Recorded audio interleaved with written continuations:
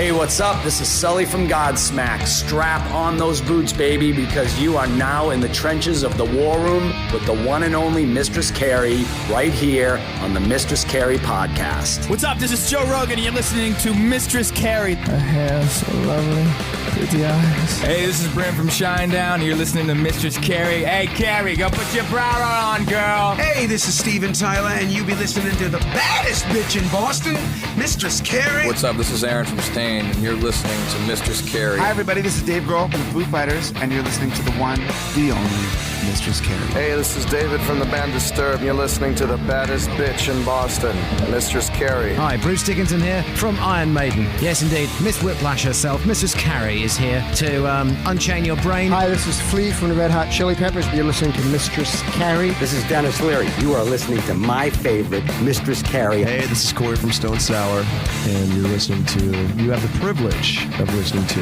Mistress Carrie. Oh, God. Oh, yeah. Hey, it's Mistress Carrie, reporting for duty from MCHQ for a bonus episode of the Mistress Carrie podcast. And before we get to my guests, Mike Wrengren and Dan Donegan from Disturbed, I want to remind you about the upcoming Mistress Carrie Grunge Brunch happening at City Winery Boston on Saturday, March 22nd. Doors open at 11, and music starts at noon from the Stone Temple Posers, who will be covering the Stone Temple Pilots Unplugged set. Tickets are still available, so day drinking, food, and acoustic Stone Temple Pilots this Saturday at City Winery Boston. Go to the concert calendar at mistresscarrie.com for the link to get your tickets. The guys from Disturbed were in Boston on Friday, March 14th for a sold-out show at the TD Garden for the Sickness 25th anniversary tour with 3 Days Grace and Seven Dust. Disturbed are celebrating the band's 25th anniversary, playing 2 sets, including their entire debut album and a second set of the hits, including their brand new single, I Will Not Break, from their upcoming new album. I sat down backstage with Mike Wrengren and Dan Donegan from the band to talk sports, the history of the band, and their love of the city of Boston. So allow me to introduce you to Dan Donegan and Mike Wrengren from Disturbed. So I am across the hall from the Bruins locker room at the TD Garden with Mike and Dan from Disturbed, a sold-out Sickness 25th anniversary tour. What the hell is going on right now? Can I say I'm shitting my pants? Yes! Okay, That's yes, crazy. I'm shitting my pants. It's ridiculous. First show to sell out on this tour. I watched because if it wasn't, I was going to be pissed. Right. And it was because you guys know how loved you are here. The Boston Disturbed ones are always there for us. So awesome. This is a second home for us. We have so many extended family and friends here. As big sports fans as we are, the history of the Celtics and the Bruins. I mean, this is ridiculous to be in this building right now. We've had a lot of conversations over the years because I think Chicago and Boston are very similar in a lot of ways. Blue-collar towns, big sports towns, big rock and roll cities. Absolutely. Oh, yeah. Yeah. We're going to try and burn these banners, too. Not really. No. There's a lot to talk about when you put a show like this together. I had Lejean from Seven Dust on the show, and he talked about how grateful they were. His words, they came back and got us. Mm-hmm. To talk about Disturbed, 3 Days Grace, Seven Dust, and the way you guys all came up together, Yep. I'm kind of emotional, not going to lie, seeing you guys underneath those banners on this stage tonight, sold out garden show, considering I've seen you in every sized venue in every state in New England in the last... You're trying to make us cry? Yeah. Look, if you want to cry, go ahead, because I'm probably going to tonight. At least I won't be the only one. Yeah, he and I, Danny and I get pretty emotional. Yeah. And this whole run has been emotional as we're celebrating 25 years and going into all these sold out venues. Again, the iconic venues. I mean, this is a long way for us since the Middle East. Yeah. I mean, 2000 at the Middle East. This is crazy. I mean, and no disrespect to the Middle East, because every rock band that has made it in the last 40 years, the path is paved through the Middle East. Nice. But we remember that. I mean, we remember all the places we've been here. Talking about that earlier today. Yeah, it's just crazy how 25 years like that coming from there to this. Pretty overwhelming. I talked to Jerry Horton from Papa Roach because they're celebrating their 25th this year as well. And I said, okay, there's two things. Number one, 25 years from the date of your first release is technically the definition of classic rock. Yeah, right. And you're also eligible next year for induction into the Rock and Roll Hall of Fame. And as soon as I said that, Jerry Horton goes, yeah, you're looking at me. Yeah, right. You hadn't realized that? No, definitely not. No. That's the qualification for Rock and Roll Hall of Fame induction is 25 years from the date of your first release.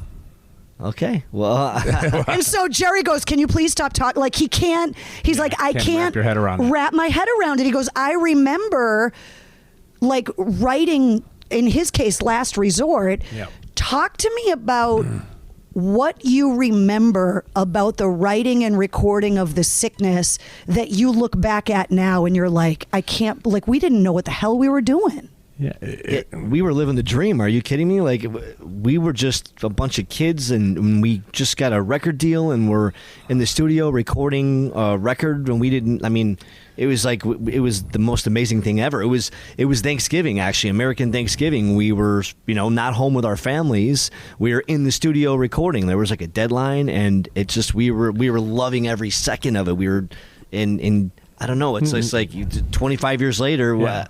I mean, nothing changed from the demos to the album other than just better performances, So when we first wrote those songs, it was just us up in a loft that we had in Chicago. And when David came in, in August of '96, it was just us improvising, trying to find our way. We all had our influences. We all had some of those old school, metal backgrounds from Sabbath, Judas Priest, Iron Maiden, Metallica, Pantera, all of that. But then we had other influences as well, and we didn't really talk about like the direction we were going. We just play the way we play, our background, and we just start improvising. I just play a riff, Mike would play a beat, we just start working on a riff, Dave would improvise on that, and our sound just kind of found its way, and then when we did those demos, they were pretty much the same as what the version you hear on the Sickness on the album. So when we went in, like Mike said, it was just like we didn't know it was going to be. We just did it for us. That's the way you got to do it. You don't sit there and chase something and try to think like. At the time, we couldn't base it off of what Chicago radio was because they didn't really have a station that really supported us in the beginning. So and we weren't chasing that anyway. So we were just writing songs for us, and it just kind of. Luckily, people latched onto it. They found something that they connected with. Well, what I love, and I talked to the 3 Days Grace guys about it. I talked to LJ from Seven Dust about it the other day. Being on the radio at that time when the, quote, new metal, like that era started, for lack of a better term, there was the fans that loved it, and then there were the haters that didn't get it.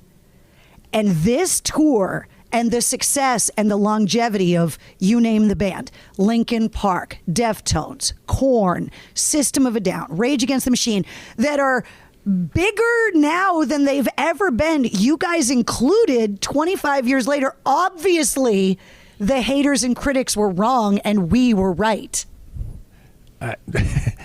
I don't really care about the haters. It doesn't matter to me. I never let that bother me. I mean, we've had enough haters along the way, and haven't we all? Don't care. If you don't like it, don't listen to it. Who cares? Somebody told me that if people aren't talking shit about you, you're not doing a good enough job. Well, everybody they love to hate the big band. Everybody they hate on Nickelback or Creed or whatever. But look at Creed. They're on top of the world again, right? They're killing it. And you're always going to get that when you're dominating. Like you said, when you're getting big like that, then all of a sudden, I think there's something about it with some of those hardcore early fans that feel like you were theirs in the beginning, and now they don't want to share you with the rest of the world, and they're like they want to hold on to you in those club days, and all of a sudden those bands get bigger and they're packing and selling out arenas, and then they start hating on them for it. And then there were the diehard grunge fans that when music started to get more angry, they didn't understand why people were so pissed, or what a cathartic thing it was for us fans to be able to go to the shows and be in a room full of people with that music. I mean, we never cared about what we were categorized as either. We didn't write. I mean, new metal, yeah, we came out around the same time, but we'd never had a DJ or crazy down-tuned guitars. So, I mean, it never mattered to us. We were just happy to be out and playing. Ready to launch your business? Get started with the commerce platform made for entrepreneurs. Shopify is specially designed to help you start, run, and grow your business with easy customizable themes that let you build your brand, marketing tools that get your products out there, integrated shipping solutions that actually save you time, from startups to scale-ups, online, in person, and on the go. Shopify is made for entrepreneurs like you. Sign up for your $1 a month trial at shopify.com/setup. You know what's not rock and roll? Feet that hurt worse than a Nickelback cover band. Yeah, I said it. But hey, here's some good news. You don't need to suffer through another encore with aching feet. Introducing Stand Plus shoes, the footwear equivalent of crowd surfing on a cloud. Lab tested and ranked #1 for comfort, these kicks feature custom Ortholite insoles with 7mm of dreamy arch support. So plush, you'll think you're walking on the drummer's ego. Whether you're on stage, working 12-hour shifts, or recovering from your epic mosh pitting from the night before, Stand Plus shoes disperse energy instead of bouncing it back into your joints. Plus, they're slip resistant, fluid resistant, antimicrobial, and so lightweight, they're practically floating off stage. Rock and rollers, healthcare heroes, or athletes, Stand Plus has you covered. Head over to standshoes.com and use Pantheon code ROCK, ROCK, to score an exclusive 15% discount. FTC disclosure, we earn a commission when you use our code. Okay, go on, treat your feet, because life's too short for bad shoes. You guys just reissued The Sickness. And on this tour, you're doing 2 sets where you're playing the entire first album and then you're taking a break and then coming back out and playing all the hits. What song off The Sickness are you having the most fun playing that maybe you didn't even play on the first tour? Like a deep album cut? Well, for me as the drummer, selfishly, Dropping Plates, just because it's a little more of a challenging song. It's just a fun groove to play. Yeah, I don't know. I think maybe for me, probably maybe like Violence Fetish or something, because it's one that we haven't played in so long. You know, well, a lot of these we haven't played in a while, but that was definitely one that's been left off for a long time. You know, so it's kind of nice to. It's nice to revisit all these songs and to play them from start to finish. It's been pretty exciting, you know, because it is kind of bringing me back to the 25 years ago or more than 25 years ago when we wrote them, and it kind of puts you back in that headspace. Even Mike mentioned in Dropping Plates, I remember coming into the rehearsal room back in the 90s and we're just warming up. Mike's playing that beat with those China cymbals and that kind of Vinnie Paul kind of feel to it, and I'm like, dude, just keep playing that, you know, and just wrote a riff around that, you know, and it feels like yesterday, you know, now that we're doing it and we're talking about it, I'll never forget those moments. You guys went to a whole other level with The Sound of Silence.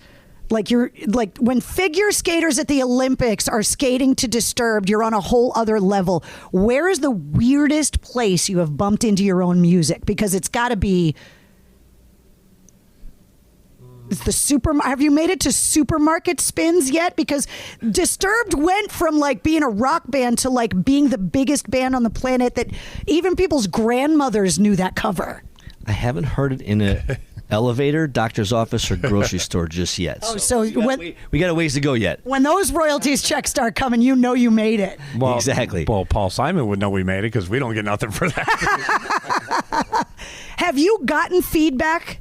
Have you gotten a thank you note or a fruit basket? Originally, no fruit basket, right? Come on, Paul. Send us something. Give us some love here. You know? I thought David said that Paul reached out to him and thanked him for the success of our version of his song because now he was able to retire and buy a place in Maui. I thought David said that at one point. I hope you get to visit Maui. Well, I'm still in Chicago, so I'm not in there. I didn't get those royalty checks that he got. I'm not doing my job if I don't demand that you give me all of the secret information about the new record.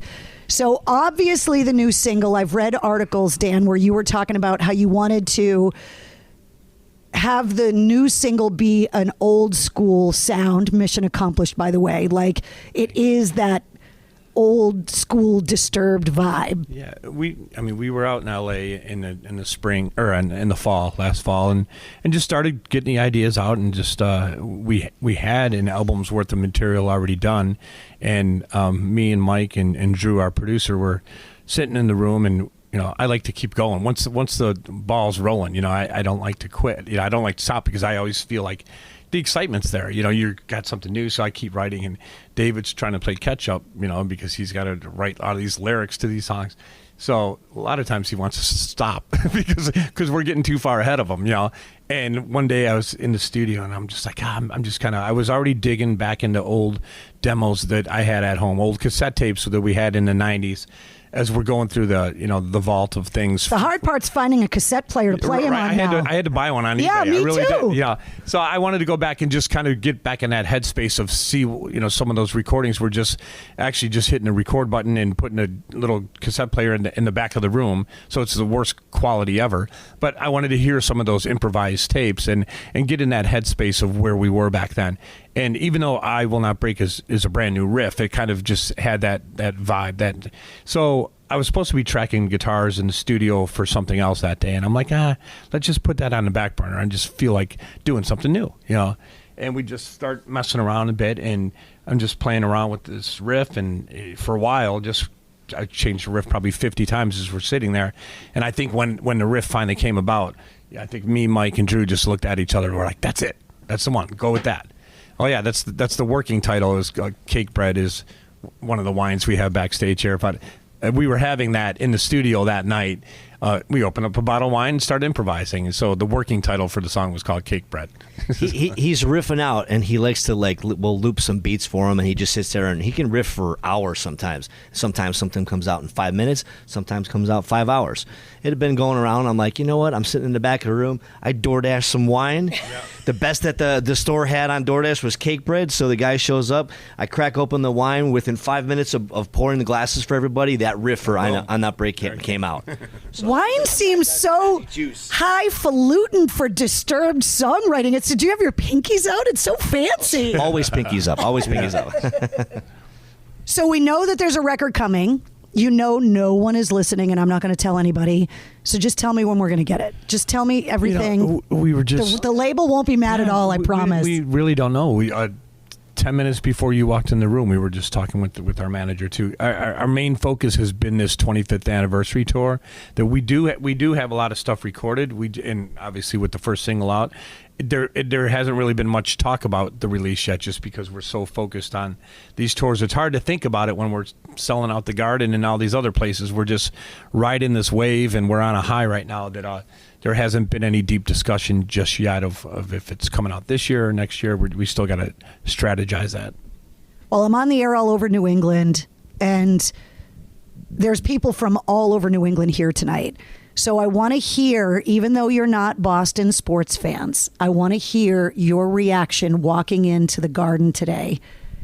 Sound check, load in, what you walk in to the building. Okay, I'm going to say I never said I'm not a Boston fan. I've been a Patriots fan for many, many years. That I know about. I've come here a lot in my off time. I've flown out to games at Gillette and seen a number of games here. Yeah, I was a diehard Brady fan, and our dog's name is Brady. So and it's his birthday today too. My dog's birthday today. But anyways, go ahead. No, it's just, you don't have to be anti-Boston, but Chicago has a pride. Yeah. It's a town like Boston where you're born into the sports, but when you walk into a venue like the Garden or Wrigley or wherever, got my Larry Bird jersey. Yeah, you do. Are you wearing that tonight? Hell yeah. Yes. I'm going to wear it for a song. Now, listen, we're Chicago guys, yes, and we're huge sports fans, and there are certain rivalries, but because we're historic sports fans. For me, being a hockey fan, yes, of course I'm a diehard Blackhawks fan, but we're not playing the Bruins tonight. So I'm walking into this building and looking up at the banners, and first of all, I'm sorry about Marshy. Okay, listen, I can't even... I am on the verge of tears that the Rat is gone out of Boston right now, that I need to be held. I am so sad. I saw the video of him in warm-ups in this building in a Panthers jersey and almost lost. I want to jump off the roof of the Garden onto the highway right now, just talking about it. Can't believe it. Yeah, it's crazy. But, again, Original Six, are you kidding me? This is amazing being in this building. It's just, bowing down, nothing but love and respect. And I mean, honestly, I feel like Boston's a second home for me. So for tonight, I can say, yeah, go Bruins and go Celtics and go Boston. Man, we love it here. You know, Larry Bird is on my Mount Rushmore. I mean, he's one of the greatest. And I've always said that. It's too bad my dad passed away back in September, because he would have loved to have known that we sold out this room. You know, he's a big basketball fan and a big Larry Bird fan. But yep, that's why I had to have my jersey tonight. Have you seen the Celtics docuseries that's on HBO Max yet? It's called Celtic City, but it just started last week, and it's about the history of the team. Okay, cool. So as like fans of the game, you'll love it. Awesome. Well, I am so freaking sentimental and, like, in a weird way, proud. I hope you don't think that sounds weird, but we've gone through so much over the last 25 years together. To see you guys on that stage tonight, and I know you guys always take a band picture together on the stage. Yep. I can't wait to see this one tonight. Yeah, absolutely. We can't wait to take it. There they are, Mike Wrengren and Dan Donegan from Disturbed, out on the Sickness 25th anniversary tour. The first leg features 3 Days Grace and Seven Dust. Leg number 2 features Nothing More and Daughtry. You can check out Mike Wengren's first appearance on the Mistress Carrie podcast and my interview with David Draymond from Disturbed. They're linked in the show notes of this episode, along with this episode's corresponding playlist. I make a playlist for every episode of the Mistress Carrie podcast that features all of my guest music and all the songs and artists that we referenced in the interview. You'll also find all of Mike's links, Dan's links, the Disturbed links, and of course, the Mistress Carrie links. If you liked what you heard, don't forget to like, follow, comment, and subscribe to the Mistress Carrie podcast. New full-length episodes come out every Wednesday, plus every weekday you get the sit rep. The Situation Report breaks down all of your rock news, music headlines, and entertainment updates in about 5 minutes. And you never know when we're going to release a bonus episode. Join me live every Tuesday night at 8:30 Eastern for my weekly streaming video show, Cocktails in the War Room. And you can always find me on the radio. Get the links to all of that and more at MistressCarrie.com. The Mistress Carrie Podcast, a proud member of the Pantheon Podcast Network.